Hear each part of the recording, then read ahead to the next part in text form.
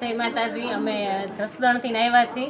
રાજકોટ જિલ્લાનું જસદણ તાલુકો છે ત્યાંથી, અને અમારા બહેનો છે આદ્યશક્તિ મહિલા મંડળ, અને સત્સંગ ચલાવે છે, એટલે તેમાંથી સામાન અમે લાવ્યા છીએ। બધો કાચો સામાન છે, અને પેંડા છે, અને બ્લેન્કેટ ને એવું બધું લાવ્યા છીએ અમે। આ અહીંયા જે જરૂરિયાતમંદ છે માણસો, એના માટે અમે બધું આપવા માટે આવ્યા છીએ, અને આટલી અમારાથી જે બને એટલી સેવા અમે કરી છે। અને આ બધી અમારે સત્સંગ મંડળની બહેનો છે એ અમે બધાને લઈને આવ્યા છીએ। અહીંયા આશ્રમ જોવા માટે આવ્યા છીએ, અને જલપાબેનના ખૂબ બધા વિડીયો અમે જોયા છે યુટ્યુબની અંદર, એટલે અમે અત્યારે એ વિડીયોના માધ્યમથી જ અહીંયા સુધી પહોંચ્યા છીએ।